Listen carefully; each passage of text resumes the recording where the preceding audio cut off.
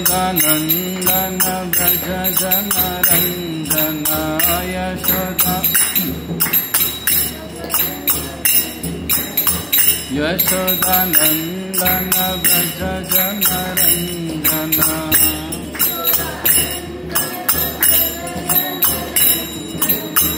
यमुना तीरवनचारी यमुना यमुना तीरवनचारी यमुना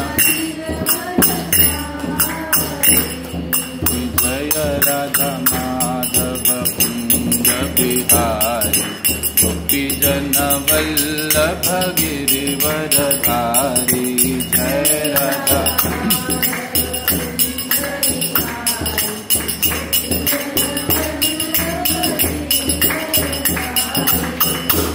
यशोदानंदन व्रज जन रंजन यशोदा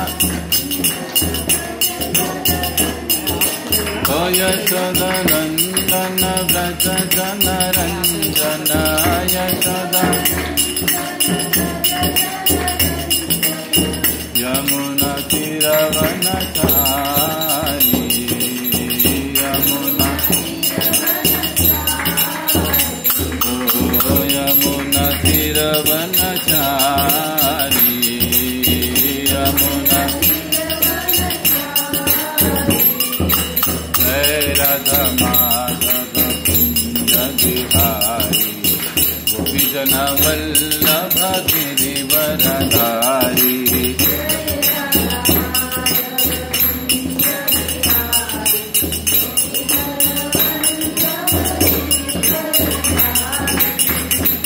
यशोदानंदन व्रज जन रंजन यशोदानंदन व्रज जन यमुना तीरवनचारी यमुना ओ यमुना तीरवनचारी यमुना हरे कृष्णा कृष्णा कृष्णा हरे हरे हरे राम राम राम हरे हरे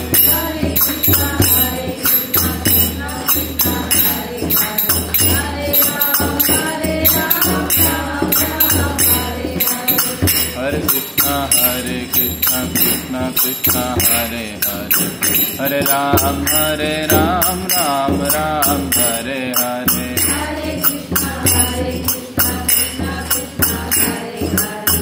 हरे राम राम राम हरे हरे हरे कृष्णा कृष्णा कृष्णा हरे हरे हरे राम राम राम हरे हरे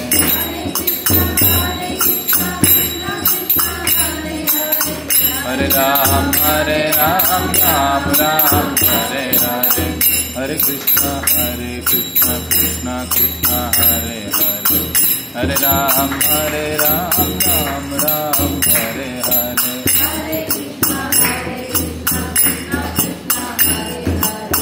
हरे राम राम राम हरे हरे जय राधा गिरिधारी राधा गिरिधारी राधे जय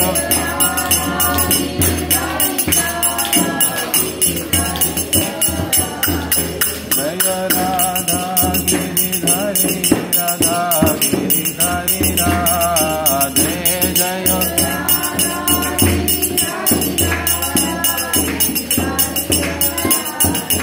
जय गौरनिताय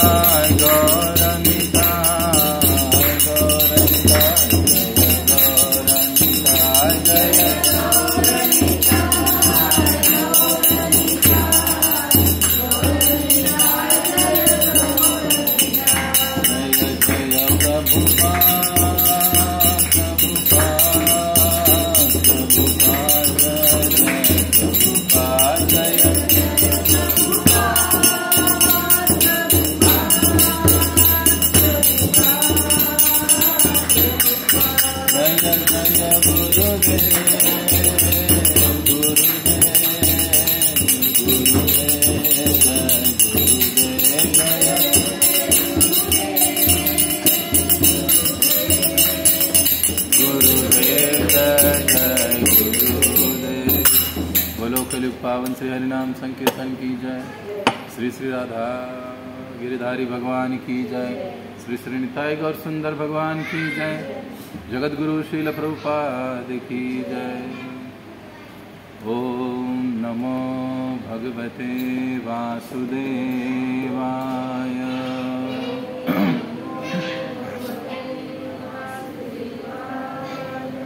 ओम नमो भगवते वासुदेवाय।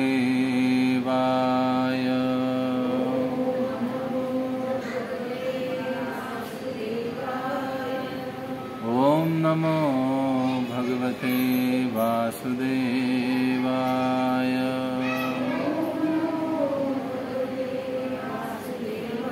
नारायणं नमस्कृत्यं नरं चैव नरोत्तमं देवीं सरस्वतीं व्यासं ततो जयमुदीरये। नष्टप्रायेषु अभद्रेषु नित्यं भागवत सेवया भगवती उत्तमश्लोके भक्तिर्भवति नैष्ठिकी। कृष्णाय वासुदेवाय देवकी नंदनाय च नंदगोपकुमाराय गोविंदाय नमो नमः। नमो ओं विष्णुपादाय कृष्णप्रेष्ठाय भूतले श्रीमते भक्तिवेदांत स्वामिन् इति नामिने। नमस्ते सारस्वते देवे गौरवाणी प्रचारिणे निर्विशेष शून्यवादी पाश्चात्य देशतारिणे। जय श्री कृष्ण चैतन्य प्रभो नित्यानंद श्री अद्वैत गदाधर श्रीवासादि श्री गौर भक्तवृंद। हरे कृष्णा कृष्ण कृष्णा हरे हरे हरे राम राम राम हरे हरे।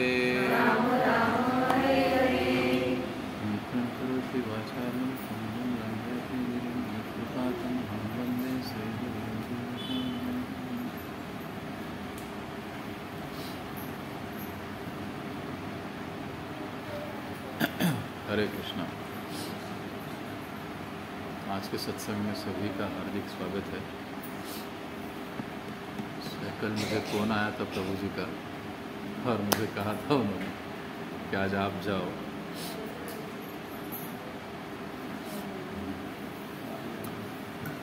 तो इसलिए भगवान श्री श्री राधा गिरधारी का सेवा करने के हेतु मैं यहाँ पर आया हूँ।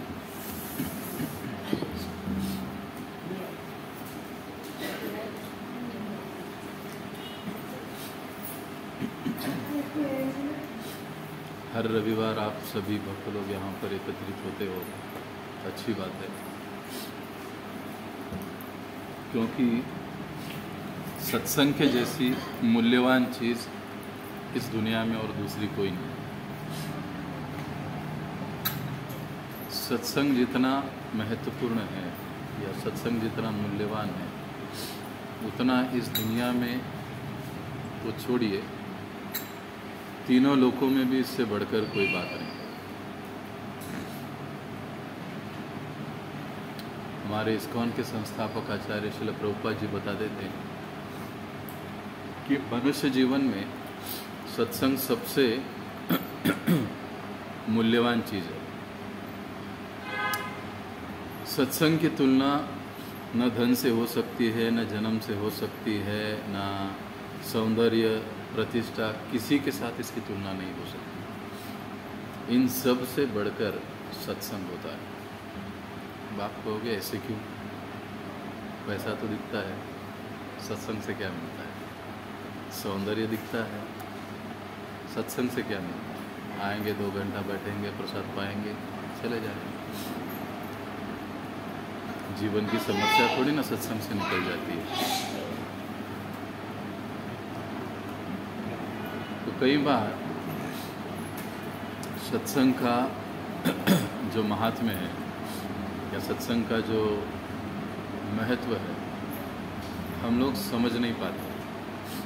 इसलिए शास्त्र भी हमको समझाते हैं कि साधु संग सर्वशास्त्र का लव मात्र साधु संग सर्व सिद्धि है। कि किंचित मात्र से भी यदि हम साधुओं का संग करते हैं, सत्संग लेते हैं, तो उससे समस्त प्रकार की सिद्धियां हमको प्राप्त हो सकती।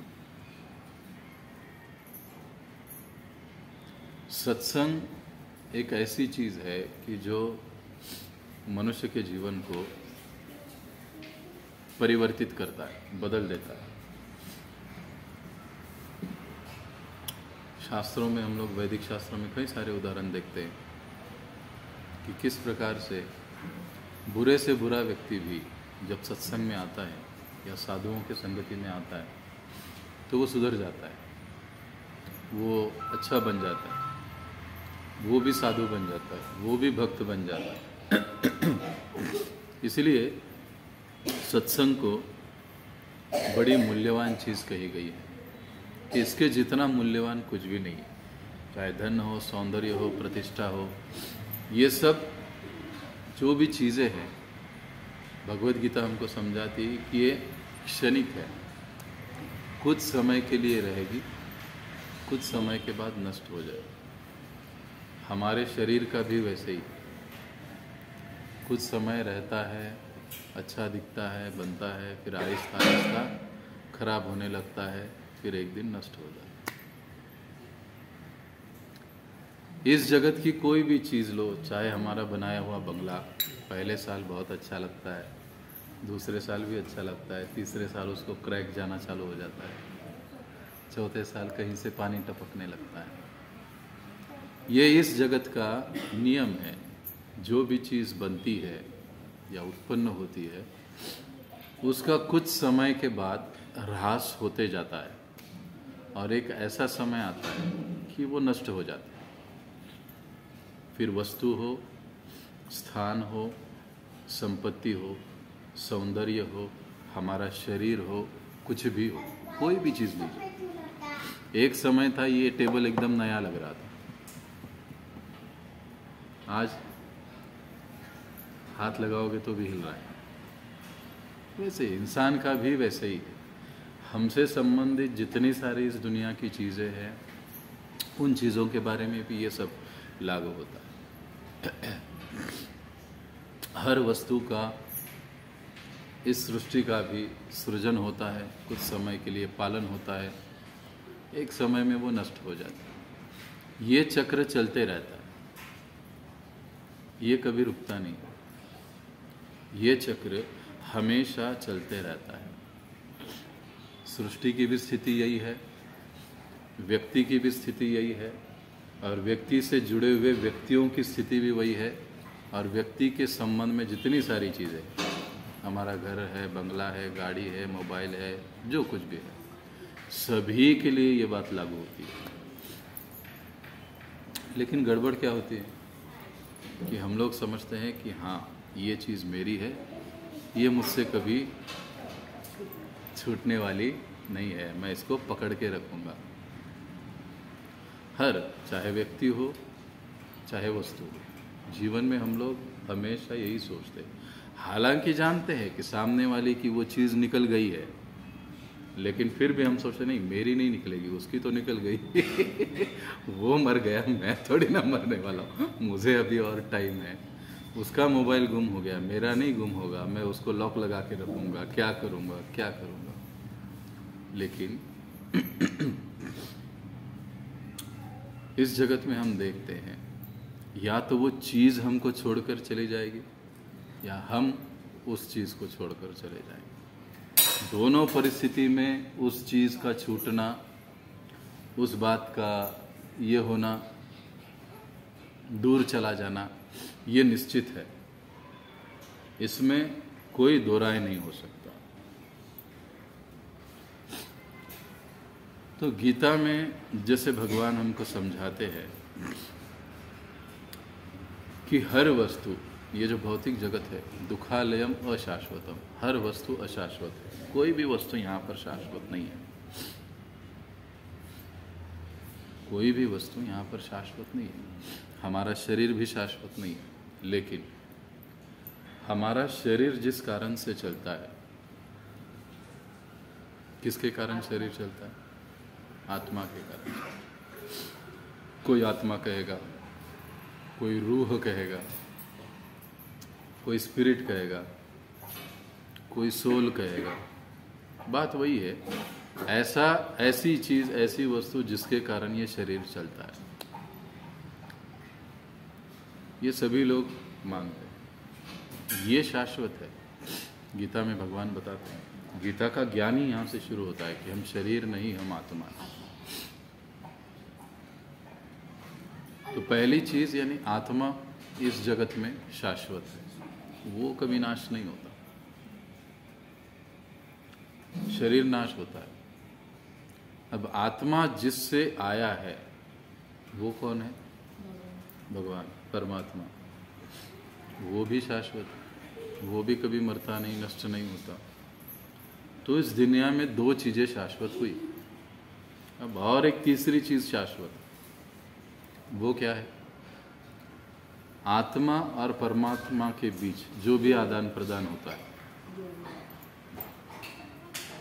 जो भी लेन देन होता है, जो भी सेवा होती है, वो शाश्वत। इसका मतलब क्या है? भक्ति शाश्वत।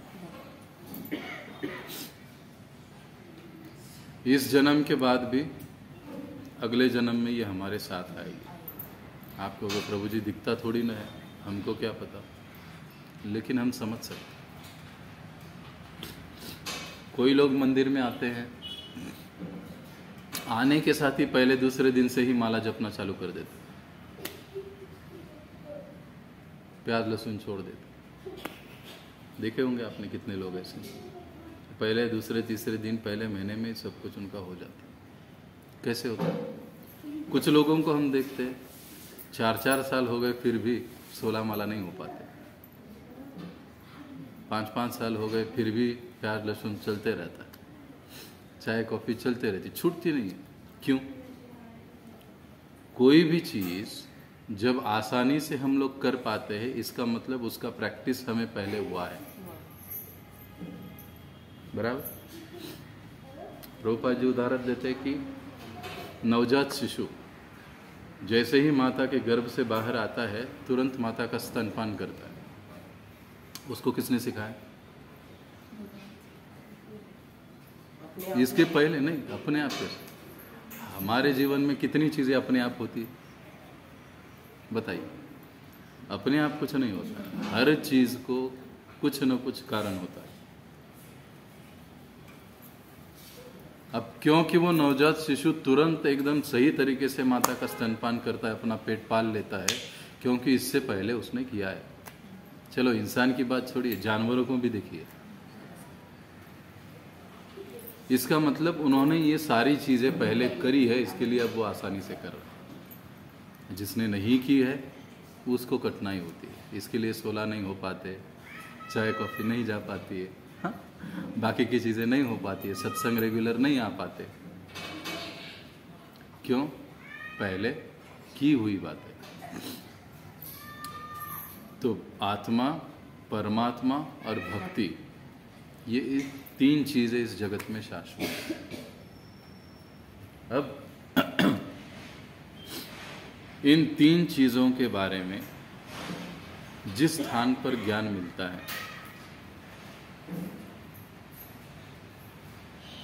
उसे सत्संग कहा जाता है। सत्संग किसे कहा जाता है? के बारे में जहाँ पे ज्ञान मिला जाता है उसे सत्संग कहा जाता है। सिर्फ ज्ञान मिलता है? सिर्फ ज्ञान मिलता है? ज्ञान के साथ साथ सेवा भी मिलती है। यानी जो ज्ञान हमको मिलता है वो ज्ञान हम लोग भगवान की सेवा में लगा भी देते हैं। दोनों चीजें। अब जो सत्संग की बात है, सत्संग किसे कहते हैं? जहाँ पर सत्य का प्रचार होता है, जिस स्थान पर जाने के बाद आदमी या व्यक्ति सत्य के पथ पर लगने लगता है, चलने लगता है, उसे सत्संग कहते हैं। और सत्य क्या है? सत्य भगवान। अब कृष्ण कहो, विष्णु कहो, नारायण कहो, विठ्ठल कहो, सत्य भगवान, बस बाकी कोई नहीं है। मसोबा खंडोबा ही गोष्ट नाही बोललो। सत्य भगवान। जिस स्थान पर जाने से हम लोग सत्य के पथ पर चलते हैं, सत्य के पथ में लग जाते हैं, उसको सत्संग कहा जाता है। सत्संग में भगवान के साथ जो हमारा संबंध है वो हम लोग कैसे पुनः स्थापित कर सकते हैं, ये हमको पता चलता है। अब क्या ज़रूरत है भगवान से संबंध स्थापन करने की? वापस ज़बरदस्ती स्थापन कर रहे हैं हम लोग। हमने पहले दो शब्दों का उपयोग किया, आत्मा, परमात्मा। परमात्मा मतलब परम आत्मा, जो आत्मा से बड़ी है, विभु है। तो परमात्मा और आत्मा दोनों एक दूसरे से संबंधित है। परमात्मा से आत्मा आया है। इसका मतलब हम शरीर नहीं, आत्मा है। और इस आत्मा का उस परमात्मा से शाश्वत काल से शाश्वत काल तक संबंध है। लेकिन मजे की बात क्या हुई? इस दुनिया में आकर इस दुनिया की जो चकाचौंध है, खान पान, अलग अलग फैसिलिटी, उन सारी चीज़ों के कारण हम लोग उस संबंध को भूल गए। जिस प्रकार से नई नई शादी होने के बाद बच्चे माता पिता को भूल जाते हैं। सही बात, हम देखते हैं ये जीवन। क्यों? क्योंकि उन सारी चीज़ों को, उस नए व्यक्ति को, उस नए व्यवहार को देखकर वो लोग थोड़ा सा पहले संबंध को भूल जाते हैं। हम लोगों का भी ऐसे ही हुआ। जैसे हम इस भौतिक जगत में आ गए, इस दुनिया में आ गए, भगवान के साथ जो हमारा शाश्वत संबंध था हम लोग उसको भूल गए। और हम अपना संबंध जोड़ना किससे चालू किए? इस दुनिया की जो क्षणिक चीज़ें हैं, नाशवान चीज़ें हैं, नश्वर चीज़ें हैं, उससे हम लोग अपना संबंध जोड़ रहे हैं। अब एक है शाश्वत और दूसरा है अशाश्वत। ये चीज़ कभी ना कभी नष्ट होने वाली है। इसका मतलब ये जो शाश्वत है इसको दुख होना पक्का है। समझ रहे बात? ये चीज़ शाश्वत, आत्मा शाश्वत है, लेकिन वो संबंध किससे जोड़ रहा है? बंगले से, गाड़ी से, पत्नी से, माता से, पिता से, मामा से, नाना से, चाचा से। जबकि ये सारी चीज़ें अशाश्वत है, कुछ समय के लिए। आत्मा जब शाश्वत आत्मा जब अशाश्वत चीज़ों से अपने संबंध को जोड़ता है तो एक समय ऐसा निश्चित आएगा, या तो ये चला जाएगा शरीर रूप में, या तो वो लोग दूर चले जाएंगे, वो चीज़ें दूर चली जाएंगी। तो दुख होना अनिवार्य है। इसीलिए गीता में भगवान ने इस जगत को क्या कहा? दुखालयम अशाश्वतम। दुखालय, दुखों का आलय। ग्रंथालय बाजू में है ना यहाँ पे कहीं, जहाँ पर बहुत सारे ग्रंथ होते हैं उसको कहते हैं ग्रंथालय। हिमालय, जहाँ पर बहुत सारा बर्फ होता है उसको हिमालय। और विद्यालय, जहाँ पर विद्या पढ़ाई जाती है वो विद्यालय। ये दुखालय, जहाँ पर बहुत सारे दुख 12 महीने 18 काल पड़े हुए हैं, वो दुखालय। इसका सही सही ज्ञान जिस स्थान पर हमें मिलता है उसे सत्संग कहा जाता है। अब केवल ज्ञान मिलना ये एक बात है। अब ये तो चीज समझ में आती है कि आत्मा शाश्वत है, परमात्मा शाश्वत है, भक्ति शाश्वत है, और जब तक हम लोग इस अशाश्वत चीजों के चक्कर में पड़े रहेंगे तब तक हमको दुख और तकलीफें मिलती रहेगी।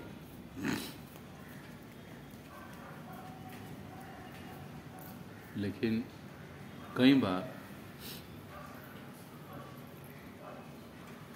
हम लोग देखते हैं कि ऐसे ज्ञान देने वाले, सत्संग देने वाले स्थान इस दुनिया में बड़े ही कम मिलते हैं।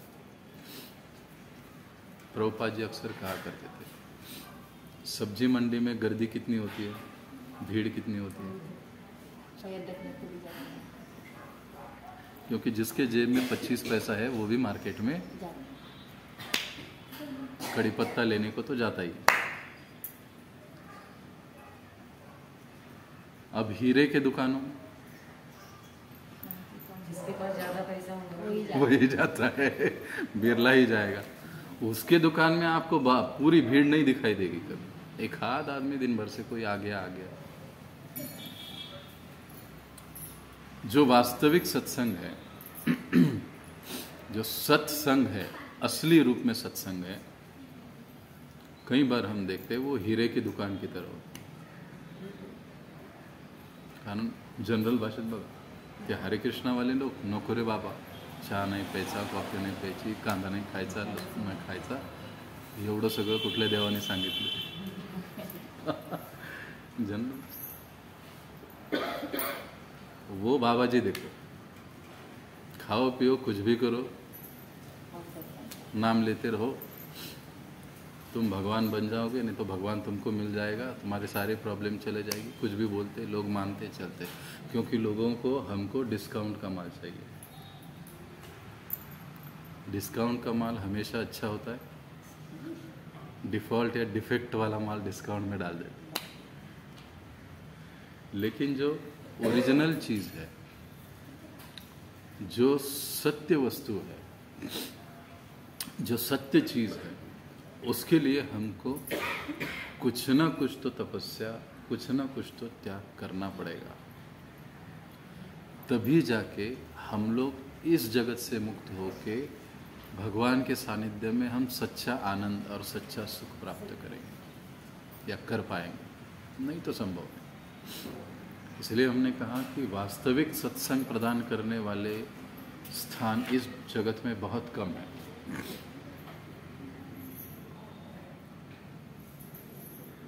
अलग अलग स्थानों में हम लोग अगर देखेंगे तो कहीं क्रोध मिलता है, कहीं द्वेष मिलता है, कहीं घृणा मिलती है, कोई इसको नाम रखता है, कोई उसको नाम रखता है, कोई इसके खिलाफ बोलता है, कोई उसके खिलाफ बोलता है। सत्संगों में ये सारी चीज़ें चलती रहती हैं। या कुछ सत्संग अभी हम लोग देख रहे हैं कि वो एक साथ आते हैं और घर के प्रॉब्लम की ही चर्चा करते हैं, भगवान बाजू में ही रह गए। उससे क्या होता है? भागवत पुराण कहता है कि अगर हमको जीवन के वास्तविक समस्याओं से समाधान चाहिए तो भगवत कथा या भगवत सेवा यही उसका एकमात्र मार्ग है, दूसरा मार्ग नहीं है। और ये छोड़कर जो लोग बाकी की चीजें बताते हैं, इसका मतलब वो असत्संग है, सत्संग नहीं है। सीधी बात। क्यों? क्योंकि सत्संग में केवल भगवान के भक्त और उनके भक्ति के संबंध में ही चर्चा होती है, वही बातें सीखी जाती है और सिखाई जाती है। असत्संग में दुनिया भर की सारी चीजें होती है, लेकिन सत्य की बातें नहीं। तो अब हमको क्या चाहिए? असत्य चाहिए कि सत्य चाहिए, ये अपने ऊपर। हरे कृष्णा वाले किसी को जबरदस्ती खींच के नहीं लाएंगे। हाँ, जब हम गीता पढ़ते हैं, भागवत पढ़ते हैं, उसके द्वारा हमको पता चलता है क्या सही है, क्या गलत है, क्या अच्छा है, क्या बुरा है, कौन सी चीज़ करने से हमको सच्चा सुख और शांति प्राप्त होगी। ये गीता भागवत को पढ़ने से हमें पता चलेगा। वहाँ से हमको पता चलेगा कि सत्संग कैसे होता है। कई बार ये होता है कि लोग सत्संग या धर्म की बात कहते ही थोड़ा सा मुंह मोड़ लेते हैं। अरे आप तो धार्मिक लोग हो, धर्म की बात करते हो, धर्म के कारण ऐसे हो रहा है। आजकल देखते हैं हम धर्म के कारण झगड़े हो रहे हैं, जातियों के कारण झगड़ा चल रहा है। लोग कहते नहीं, फिर इससे दूर रहना ही अच्छा है। हमको कोई धर्म ही नहीं चाहिए, कोई भगवान नहीं चाहिए, हम लोग अपना घर में बैठ के सब कुछ करें। कई बार लोग ऐसे भी मिलते हैं हम लोग। अभी हम लोग कई सारे लोगों से मिलते हैं प्रचार के माध्यम से, प्रचार के हेतु से। कई सारे लोग इस प्रकार की बातें करते हैं। उसके संबंध में हमको देखिए एक कहानी आपको पता होगी कि हमारे बचपन में स्कूल में वो कहानी थी, पुस्तकों में।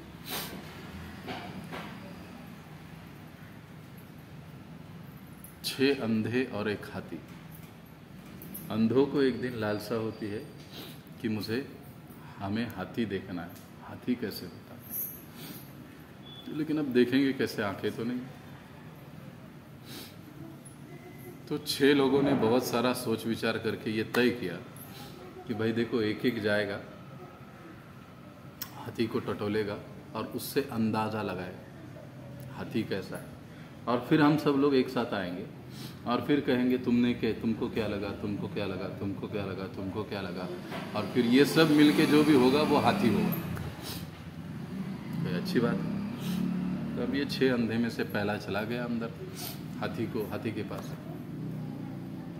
सबसे पहले उसके हाथ में वो हाथी की पूंछ आ गई। तो सोचने लगा, अरे ये हाथी की पूंछ यानी हाथी कोई झाड़ू के जैसा लगता है।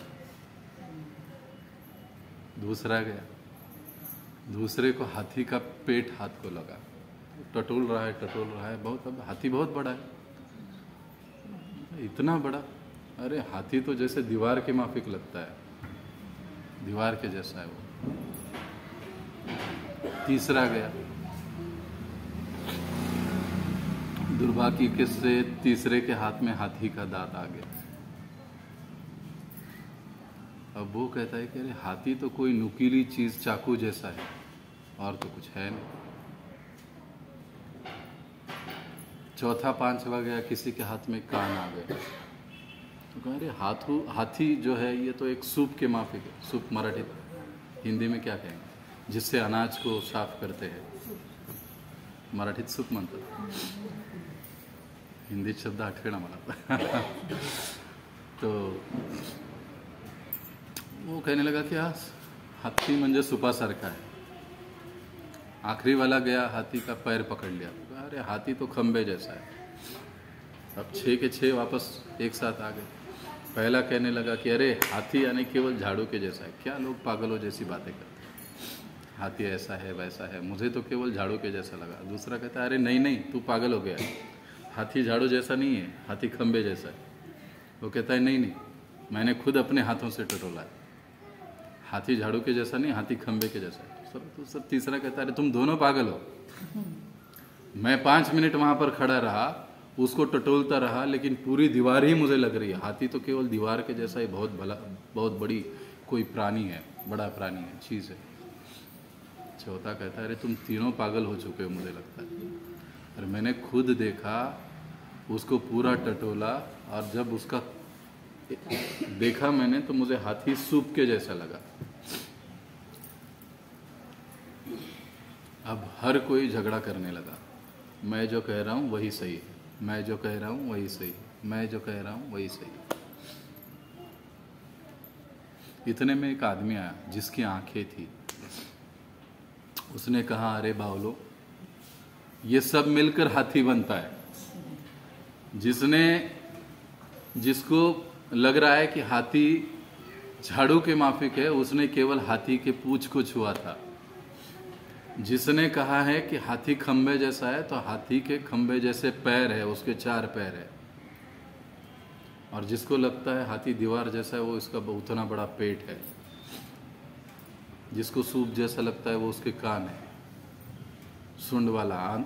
फिर उसने वर्णन करके दिखाया कि हाथी ऐसे होता है, तब वो लोग समझ गए। किसी चीज का जब सही सही ज्ञान हमको नहीं होता है या हम लोग नहीं समझ पाते, तो फिर मतभेद की, झगड़े की स्थिति उत्पन्न होती है। वास्तविक धर्म क्या है देखा जाए तो लोग ठीक से समझते ही नहीं। हर एक को लगता है कि हम जो कहते हैं, हम जो पालन करते हैं, हम जो बता रहे हैं वही धर्म है और वही सच्चा धर्म है। फिर तेरे से मेरा धर्म कैसे बड़ा है इसके लिए फिर ईर्ष्या चालू हो जाती है, कॉम्पिटिशन चालू हो जाता है। त्या मंडळाचा डीजे लय मोठा होता गेल्या वर्षी, आता यावेळेस आमचा मोठा असेल, जोरदार असेल। ये गणपति की सेवा नहीं है, ये कंपटीशन है सिर्फ अपना ईगो, ईर्ष्या का, बस और कुछ भी नहीं। इसमें सेवा का या भगवत भाव का तो सवाल ही पैदा नहीं हो रहा है। तो जब तक सही रूप से धर्म का ज्ञान व्यक्ति को पता नहीं चलेगा तब तक ये दंगा फसाद लड़ाई चलते रहे। तो वास्तविक धर्म का ज्ञान जिस स्थान पर दिया जाता है उसे सत्संग कहा जाता है। और धर्म क्या है?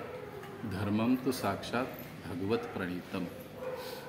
भागवत में बताया जाता है कि जो भगवान ने बताया वही धर्म है। उसके अलावा मैं, आप, ये, वो, अम्मा, बाबा, ताई, काका, मामा जो कुछ भी कह रहे वो सब बकवास है। जो भगवान ने कहा, अब भगवान ने क्या कहा, किधर कहा, किसने देखा? प्रभु जी तुमने सुना क्या? तुम कैसे बोल रहे हो? गीता, भगवत गीता भगवान ने बताया। और भगवत गीता में भगवान ने ये बताया कि क्या करना चाहिए, क्या नहीं करना चाहिए। पत्रम पुष्पम फलम तोयम यो मे भक्त्या प्रयच्छति। अरे प्रेम से तुम मुझे पत्र पुष्प फल अर्पित करते हो तो हे अर्जुन मैं उसका स्वीकार करूंगा। दूसरी जगह भगवान कहते हैं कि मन मना भव मद भक्तो मद्याजिमाम नमस्करो। अपना मन मुझ में लगाओ, मेरी पूजा करो, मुझे नमस्कार करो, मेरी सेवा करो। ये किसने बताया? हरे कृष्णा वालों ने नहीं, ये भगवान ने बताया, संस्कृत के श्लोक।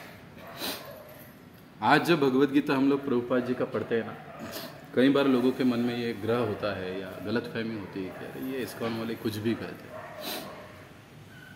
लेकिन 5000 वर्ष पूर्व जो भगवत गीता का लिपि है, संस्करण है, वो आज भी अगर हम लोग जाएंगे भांडारकर इंस्टीट्यूट में तो ओरिजिनल वहाँ पर आपको मिलता है।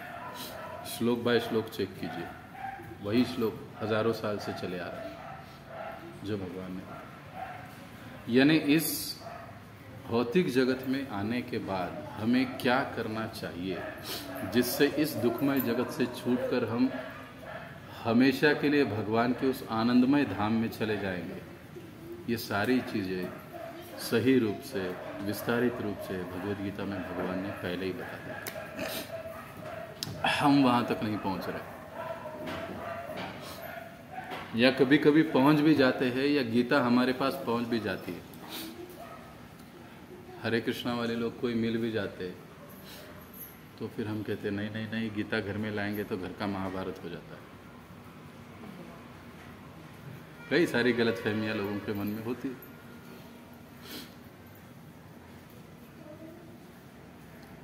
लेकिन कई सारे इस्कॉन के भक्तों को देखिए, उनके घर का तो कोई महाभारत नहीं हुआ, न रामायण हुआ, विरह भाव भी नहीं, लड़ाई झगड़ा भी नहीं।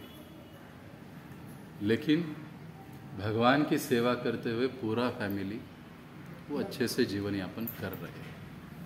ये केवल लोगों की या हम लोगों की कई बार गलत धारणाएं होती है। गीता जब हमारे पास पहुंच जाती है तो हम लेने से मुकर जाते हैं, या कभी ले लेते हैं। तो जैसे हमारे गुरु महाराज कहते हैं, भगवद गीता आहे का? हो महाराज आहे ना। कुठे आहे? जशी आहे तशी ठेवून यथारूप रख दी है, रखना नहीं है, उसको पढ़ना है हर रोज। तो जिस स्थान पर गीता को पढ़ाया जाता है गीता के तत्व ज्ञान को समझाया जाता है, वो स्थान यानी सत्संग, जहाँ पर ये बताया जाता है कि आत्मा कौन है, परमात्मा कौन है, परमात्मा का या भगवान का हमारे साथ क्या संबंध है, और उस संबंध को हम कैसे जागृत कर सकते हैं पुनः, ताकि हम फिर से भगवत धाम लौट सके। यह ज्ञान जिस स्थान में मिलता है उसे सत्संग कहा जाता है, या जिस जगह पर जिस संग में मिलता है उसे सत्संग कहा जाता है। अब सत्संग का मतलब ये नहीं कि सुन लिए और चल दिए। सत्संग किस लिए होता है? सुनने के लिए तो होता ही, लेकिन सत्संग में सुनी हुई बातें अपने जीवन में उतारने के लिए सत्संग, तभी वो सत्संग का सही मायने में फायदा हो। नहीं तो मराठीमध्ये एक म्हण म्हणतात, नळी कुंकली सोनारे इकडून तिकडून, इकडून तिकडे गेले वारे, इकडून तिकडे। हाँ, म्हणजे यानी इसका मतलब जब भी हम सत्संग को सुनते हैं, सत्संग में बैठते हैं, सत्संग में जो भी बातें बताई जाती है वो सुनते हैं, उसका प्रयोजन ये होता है कि हमारे जीवन का परिवर्तन, और वो परिवर्तन तब होता है जब सत्संग की बातें हम लोग अपने जीवन में उतारते हैं। एक बार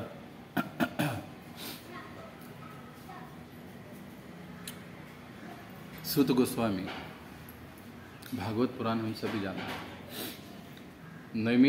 नैमिषारण्य में सूत गोस्वामी थे। कई सारे संतों ने, ऋषियों ने उनसे प्रश्न पूछा कि देखो अभी भगवान कृष्ण तो अपने धाम चले गए हैं, तो अब ये कलयुग से, इस कष्ट के युग से हमारा रक्षा कौन करेगा? तब सूत गोस्वामी बताते हैं कि भगवान चले गए हैं, लेकिन अपने स्वरूप में वे भागवत पुराण को छोड़ गए, भागवत को छोड़ गए। भागवत यानी साक्षात भगवान है। भगवान की समस्त लीलाएं, भगवान की इच्छाएं, भगवान के भक्तों की लीलाएं उसमें वर्णित है। जो कोई व्यक्ति भागवत का आश्रय लेता है, भगवान की कथाओं को सुनता है, भगवान की लीलाओं को सुनता है, सत्संग में रहता है, उसके लिए इस कलयुग का कोई प्रभाव है ही नहीं। सूत गोस्वामी। तो हे मुनिजनों, आप लोग क्या करो? भागवत सुनो। भागवत सुनने का मतलब क्या है?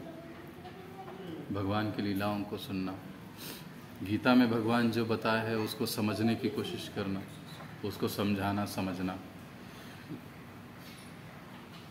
ये जब हम लोग करते हैं तो कलयुग का प्रभाव से हम लोग मुक्त होते हैं। इसलिए भागवत की शुरुआत ही होती है जन्मादस्य यतः,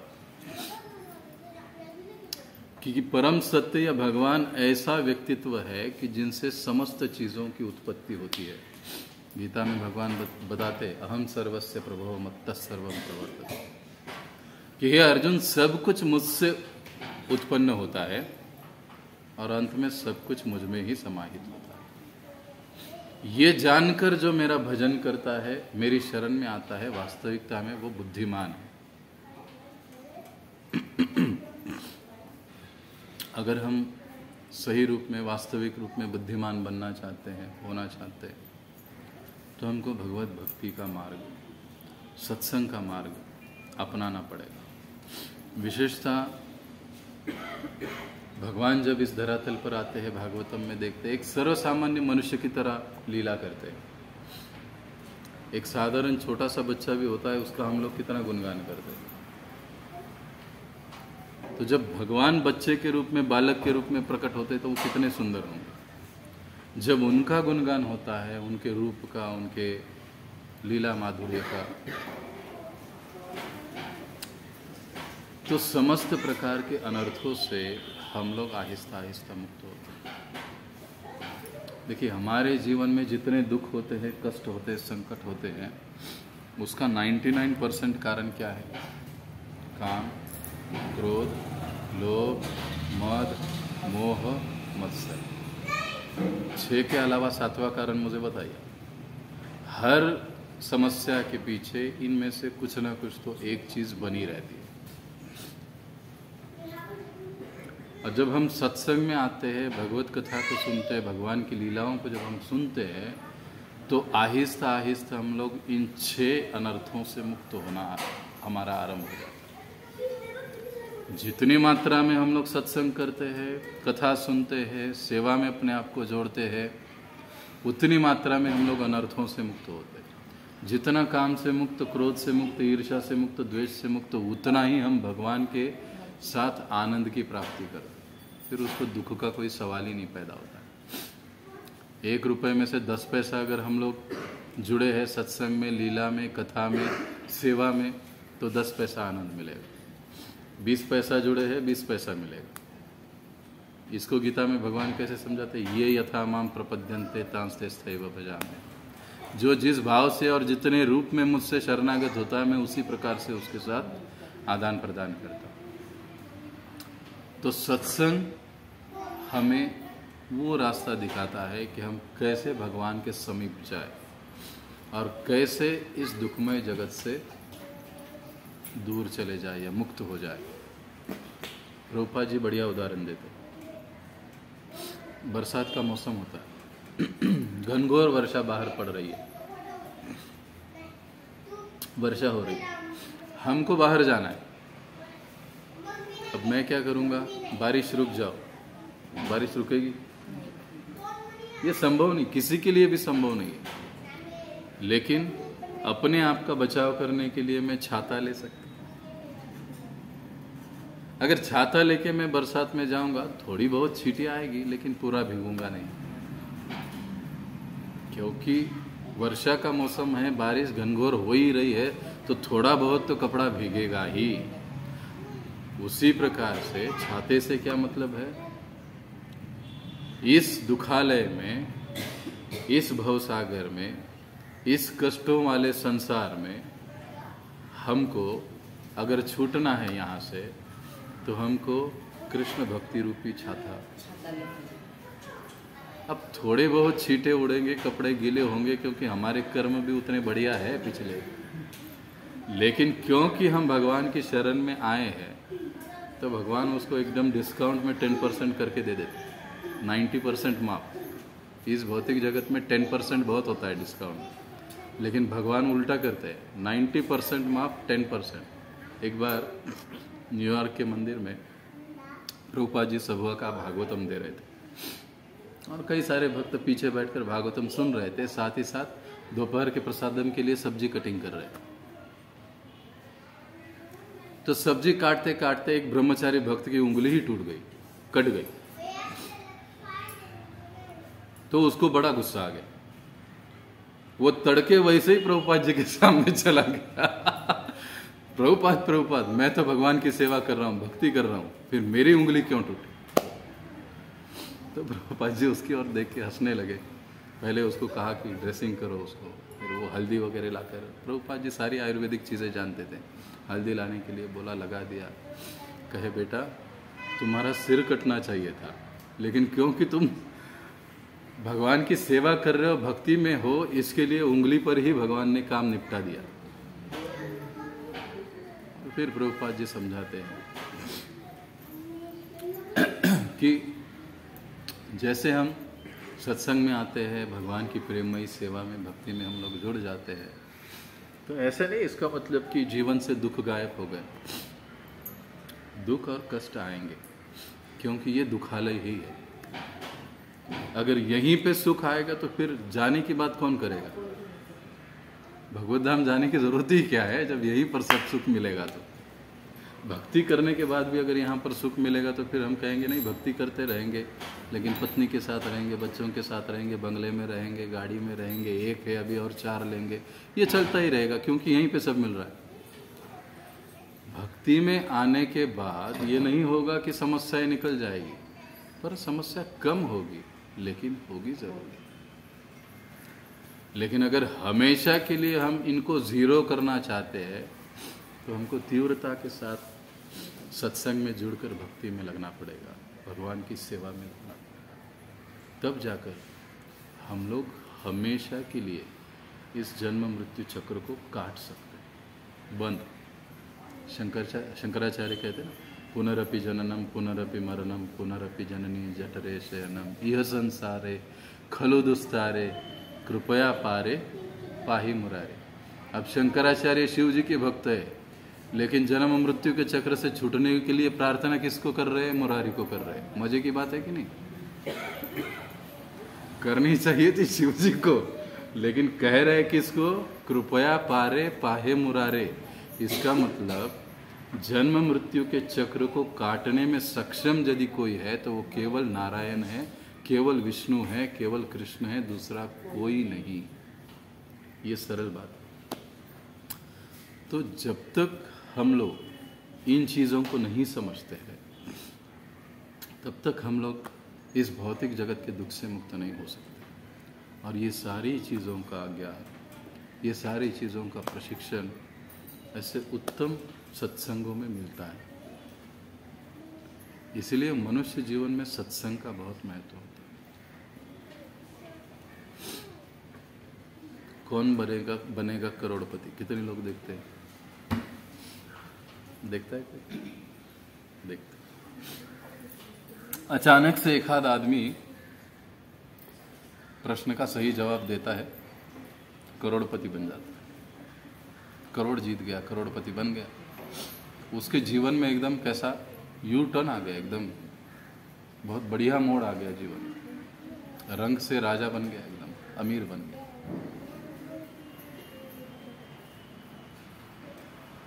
उसी प्रकार से जो आत्मा, जीव, हम लोग अनंत काल से इस भौतिक जगत में भटक रहे हैं। कभी पशु, कभी पक्षी, कभी ऊंट, कभी कुत्ता, कभी बिल्ली, कभी सूअर, कभी कौन, कभी देवता, कभी कौन, कभी मनुष्य, घूम रहे ऊपर नीचे ऊपर नीचे। कब से घूम रहे किसको पता नहीं। हाँ, आनंद मालूम इसका यही नहीं, पता ही नहीं। कब तक घूमते रहेंगे पता है, भगवान ने बताया। भगवान ने बताया, माया मेता मामे व ये प्रपद्यन्ते माया मेता तरंति ते। भगवान कहते जैसे ही कोई मेरे शरण में आता है, ये पुनरपि जननम पुनरपि मरणम से छूट जाता है। एक चीज, जैसे ही कोई भगवान की शरण में आता है, भगवान की भक्ति को स्वीकार करता है, भक्तों के संग में आता है, सत्संग में आता है, वो इस जन्म मृत्यु के चक्र को काटने की तैयारी करने लग जाता है।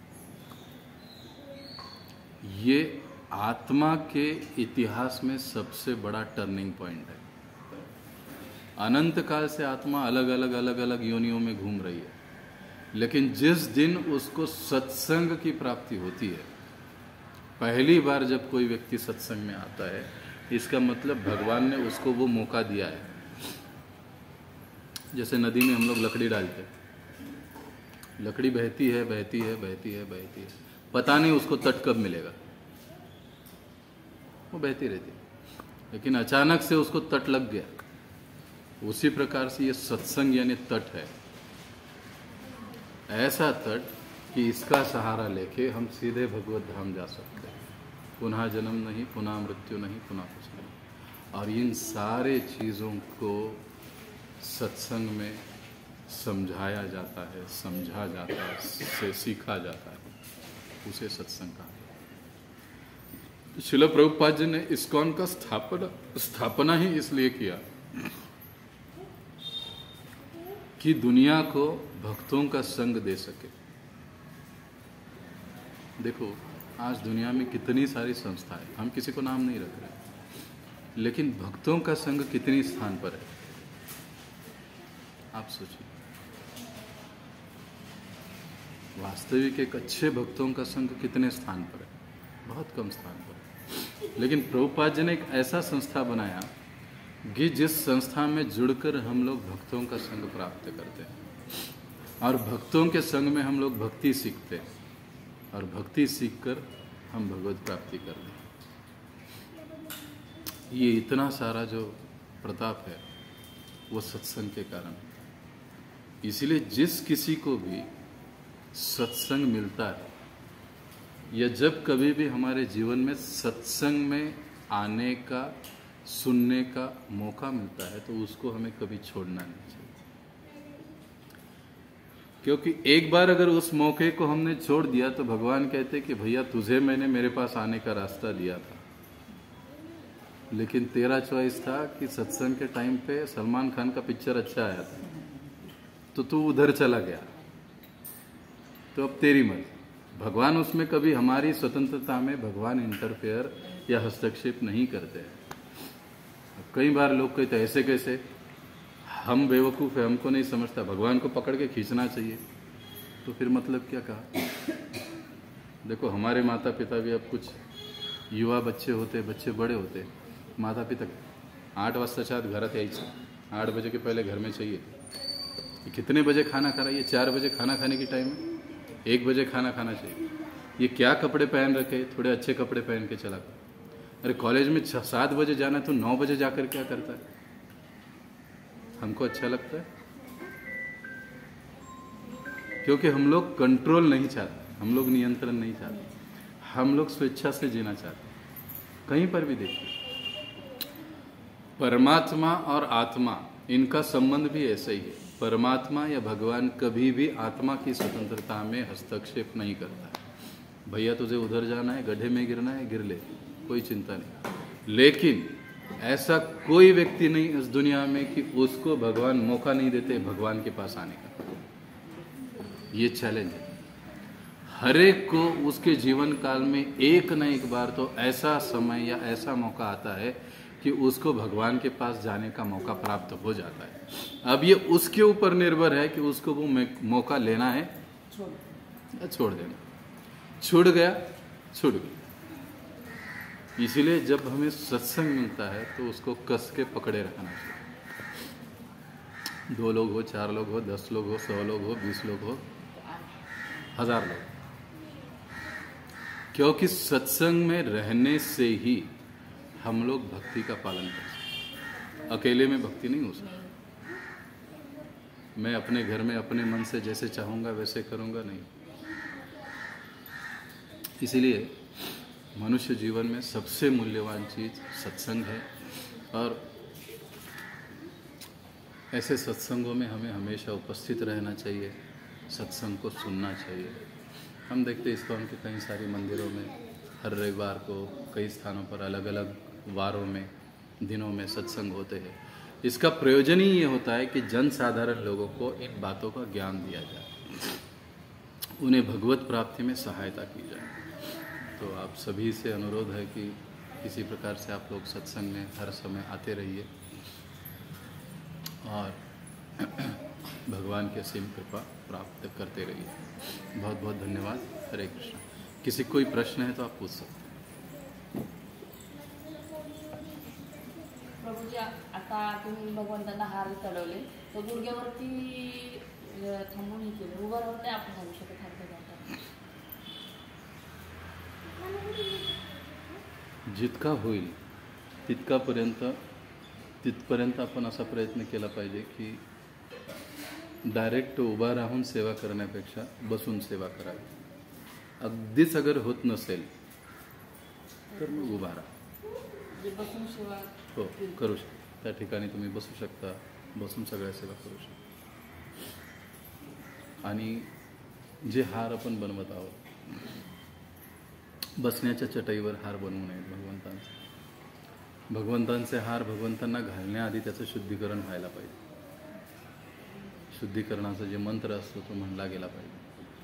ह्या छोट्या छोट्या गोष्टी आपण लक्षात ठेवल्या, पाळल्या, म्हणजे सेवा आपली अपराधरहित। सेवा जितकी अपराधरहित असेल तेवढं त्याचं फळ आपल्याला चांगलं मिळेल, आपली आध्यात्मिक उन्नती जास्त होईल।